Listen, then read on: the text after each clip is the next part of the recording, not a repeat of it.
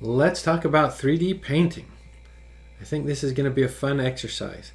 So you've put a lot of work into this character to create the UVs, and I think this is going to be the payoff. Now this is the fun part, applying paint or materials to them. So before we start, let's do just a little bit of house cleaning. You probably notice as we zero in on them that this has got some edges are soft and some are hard, right? We have this line here and these lines here. Now this character has been designed so that it will look good as a sub D, right? So we've lined the edges so that when we hit 3 it doesn't collapse into a ball, right, or into a blob. And so we've got edges that look good, that crease nicely, okay? And that's good. But we're also, while we're painting it or looking at it as polygons, it'd probably be a good idea to clean up this a little bit. This is the vertex normals that they're averaging in this region, and then here the vertex normals are separate, or they're just pointing in the direction of each face. So we can select an area like this and then go up here to the modeling tab, go to mesh display, and we could just average, but we don't want to do that because then it tries to average around corners that are a little bit too sharp, and you can see we get a little bit of, it goes black and stuff. Okay, we want to set a threshold so that the hard edges stay hard, but then it's soft in between. Right, so if we select that now and we say mesh display soften harden edge, we'll go to the options and we'll set an angle threshold and see what that does. So this one's set to 30. Okay, so setting the smoothing angle to 30 isn't doing anything. That's because we've got to probably unlock these. Sometimes when the vertex normals don't respond, right, I want this edge to go hard, right? I don't want it to get light and then dark again. I want it to come to an edge and then just go down. Okay, so we'll select that object and then we will say mesh display and we will say unlock the normals. Okay, now we'll see that it's actually set there. So now let's try it again. We will apply. Okay, and that is too shallow an angle for that to work, so let's up that a little bit. Maybe we can go to about 80 degrees. Hit apply. Okay, and now look, it's getting this is kind of shallow here. It's smoothing across here, but it's also smoothing there, and I'd just rather not.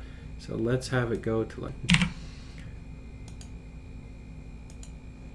Alright, that's about the threshold. So, alright, so we got 60 on that, and so maybe let's just apply this to the whole robot at once. Okay, you can see how here we've got it's faceted, in some places it isn't. You just want it to be kind of be consistent, right? So we'll select the whole robot, we'll unlock it for all of them. Okay, we'll say unlock normals. Okay, and then we will apply at 60 to smooth. Okay, and now that should look pretty good everywhere. Notice how now we've got hard edges here, but that middle one's gone. Okay, the eyes are still kind of rough, but this is really designed to go 3. But for now, at least looks smooth in the front. Okay. Just want you to be aware that these vertex normals can be changed, right? Sometimes you'll have, like we had, an edge here or here. This will just clean up so it's a little bit nicer. Okay. Now there are many ways we could go about applying a texture. We could create different materials for each part of the robot and assign them independently and work them independently. Or we could assign a single texture to the entire robot and have different colors everywhere that are changed through texture, right? Because we have applied normals and fit them all together into one normal map so that they are not overlapping, right? See, if we go into UV editor, okay, and we select the robot, see all the parts, they're not overlapping each other, so we could afford to create one material or one shader for the whole thing. We don't have to. We could apply different shaders to each part, right? And we could still use one texture.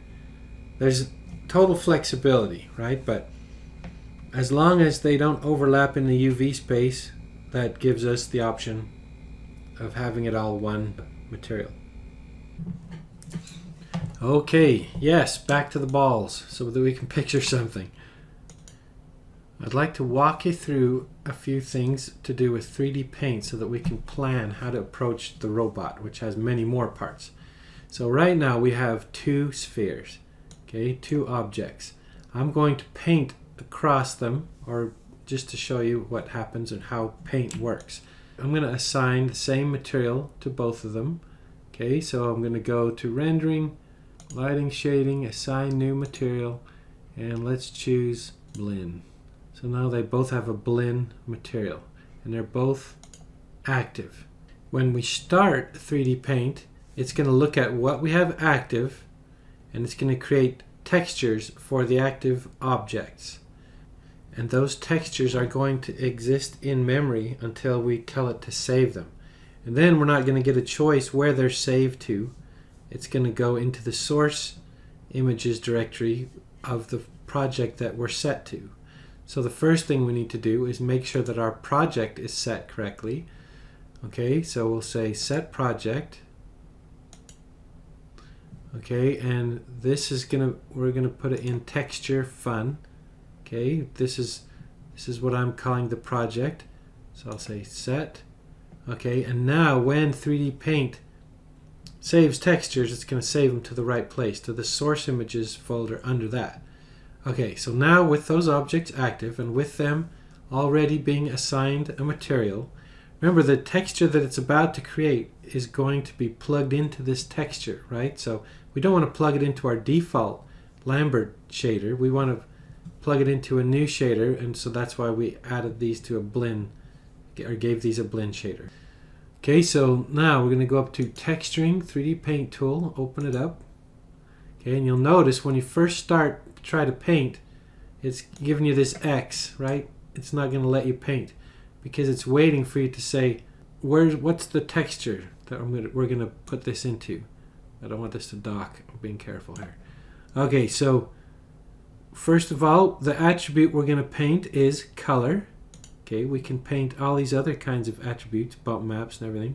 We're going to set it to color, and we're going to say, okay, assign edit textures. And this is pretty big, but let's just keep it here for now. We're going to assign the size of the texture, and then the image format is going to be PNG. Okay, and so we'll say assign edit textures. Okay, now we should be able to paint. We can paint on the one side, the other side, and we can paint across to both of them.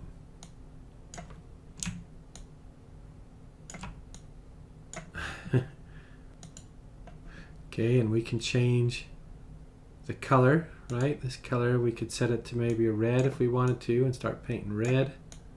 Okay. And then once we've painted some things, now we want to save our textures, right? So we'll go down here to save textures.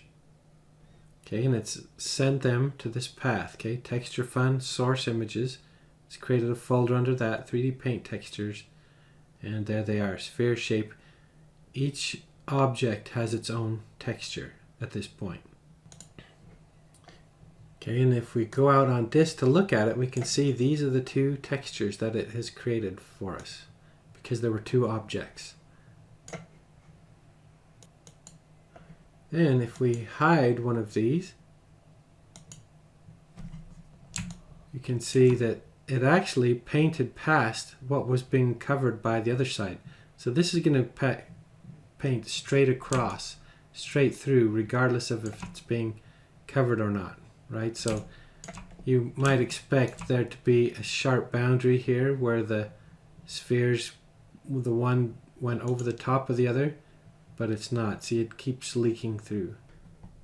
Also, each of these spheres is using the same UV space. So if we were to eventually combine these two textures together, they'd be right on top of each other, and you get the same paint on both spheres.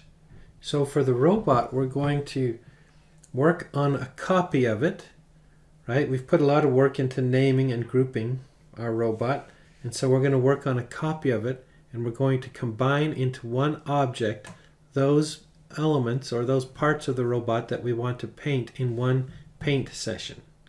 And then afterwards we'll combine all of our textures into one image.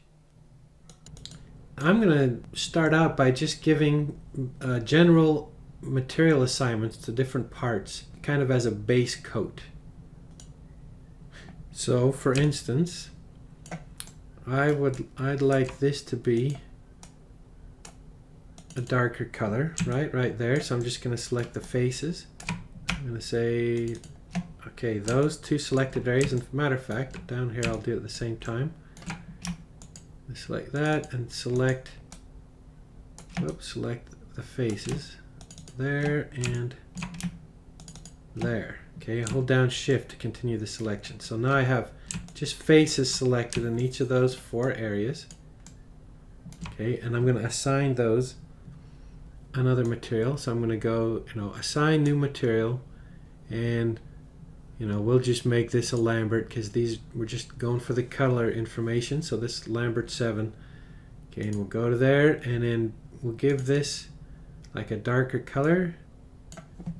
Okay, I don't need it to be jet black, but just something like that. A dark color like that. And let's say these eyeballs here. Okay, now I've got both objects selected, and I'm going to make an assignment for those. So I'm just doing a right click, assign new material. I'll make this another Lambert, and this time I want it to go to the white direction. So these are going to be brighter eyes. Okay, and then I'm just going to go through and continue making assignments. Like for instance, okay, his jaw, I'd like that to be a different color. Maybe whatever color the main paint is going to be, right? So I'm going to do right click, and then here again assign a new material. Again, I'll just make this another Lambert, and then this one maybe we'll make this into kind of a greenish color. Let's see, we'll go something like desaturated, but maybe like some kind of puke green. Okay, and I'm just going to go around the robot and just make assignments based on those basic colors, right? And I can do broad swaths too, like I could get it into object mode, and I could just assign all these at once, right? These here, they could all be that green color, right? I could just say, assign existing material and make that the Lambert 9, which is that green color, right? And just go through it. Okay, I'm almost there, and at this point these 2 parts I want them to look like they came from maybe spare parts. Like this is an older robot and spare parts have been used to fix him at times. Okay, so again I'm going to assign a new material for these and make that another Lambert. And now these, I want that material to be close to that one, right? So when I do choose color, I can use this eyedropper, and I can use that to inform it right away, and then come back to it, and then maybe just darken it up a hair to make that just a little bit of a mismatch, right, like that. And maybe that'll look a little bit like 5 o'clock shadow. Oh, I forgot this bolt. Look at that. This and this, I forgot about those, so I can assign those an existing material again, and I'll just use the material from here, which is kind of similar. That's still darker. But anyway, so I've kind of given them a base coat. So I don't want to paint these basic colors, and these are the colors I want each part to kind of be at its foundation. So now I'm going to bake all these colors down into a single texture, the same way that I baked, remember in an earlier video, bake that normal map. So we need to go back up here to modeling, from modeling to rendering, lighting, shading, down to transfer maps. Okay, and this time we want to use diffuse. Okay, but we also need something to bake it down onto. Okay, so we're going to go into our outliner, and here's our robot. We need to copy it, so we'll say edit, duplicate, and on this duplicate we're going to ungroup it. So edit, ungroup, right? And then we want to combine these all into one object. So we're going to say back to modeling, mesh, combine. Okay, so now they're all in one object. Here I'm going to delete that history. Okay, and get rid of all these nodes that we don't need. We want to assign it now its own single material. Rendering, let's just make that a Fong just because it's there. So now it's everything is a Fong. Transfer maps. Okay, and so, let's change this name. Okay, so let's rename that to robot all. Okay, so now we'll go back up to texturing, lighting, shading, transfer maps. Okay, and we're going to say what's our target mesh. Open it up. Let's select robot all, add selected. So that's our target. Okay, then we go into source meshes, and we select our source meshes here, and then we say for source meshes add selected. Okay, those are our source meshes. Can't talk. Okay, and we want to use a diffuse map. Now we got to move this up, you can't see down there. Okay, this is where our diffuse map is going to go. I'm going to choose a PNG file format. Okay, and then down off the screen there's a button here that says bake. So we're baking it. Now we can see our progress in this bar, which I've partially covered, but I'll come back when that's done. Okay, it's finished. So let's hide our original robot. We'll see this one now has got all those colors applied to it. The copy one does. And if we look at in our UV space,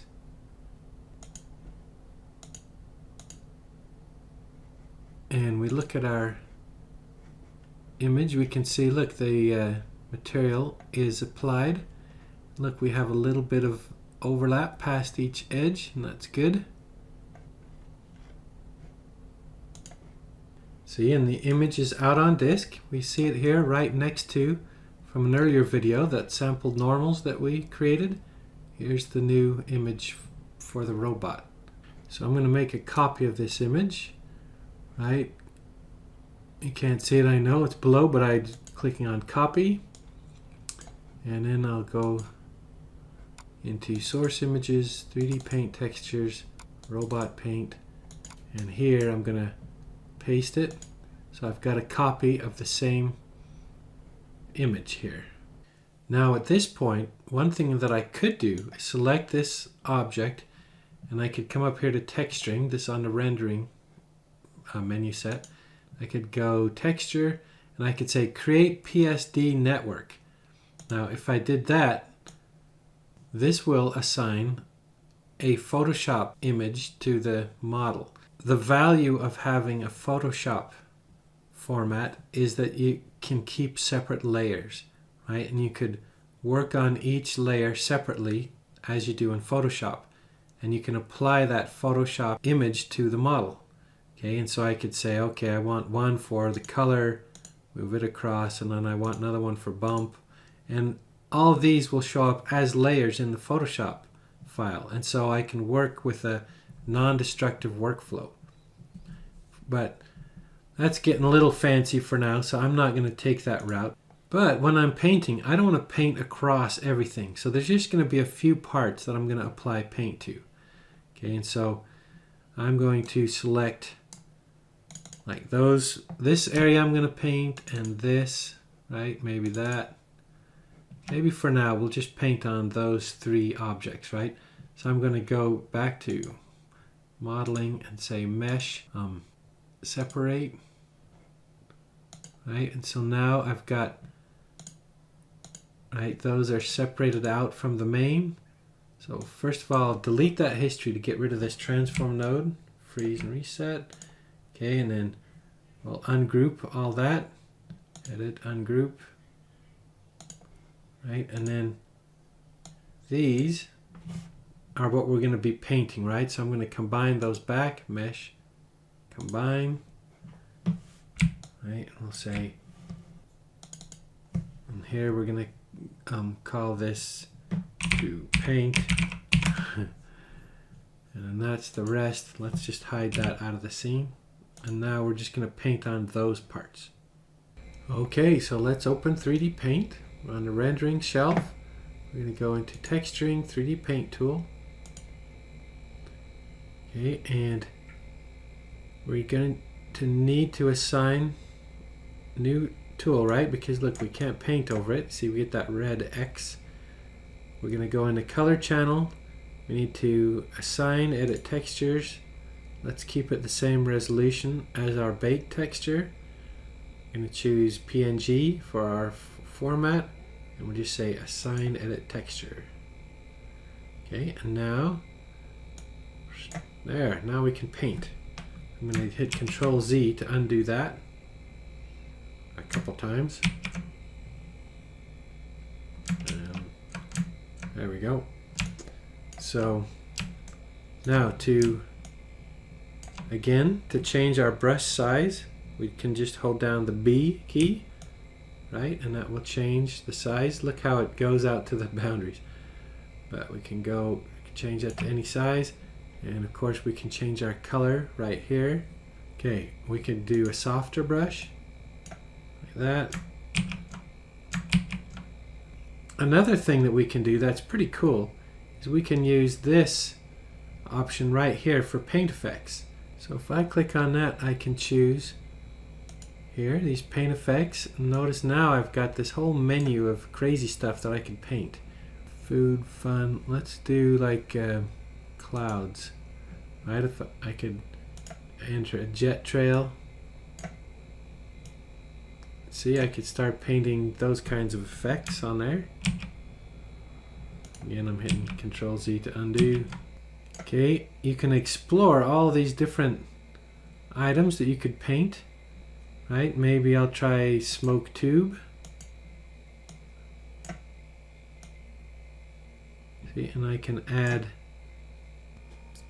okay, I'm going to put on a little bit of smoke rising. Again, holding B to make that bigger. Maybe just do a quick.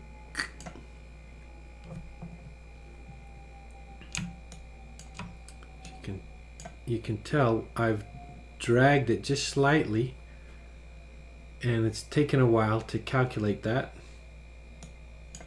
It can be kind of slow. Paint effects is very resource intensive, and so like right now I just dragged it a little bit, right? And I still don't have control yet to move the window. It's still calculating stuff.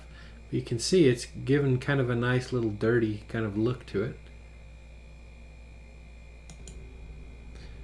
So Maya crashed on me from that. 3D Paint is not Maya's forte. That's why programs like Substance Painter exist. So let's try using 3D Paint one more time, only this time we'll use it to paint in a dent. Okay, so we're going to select the object.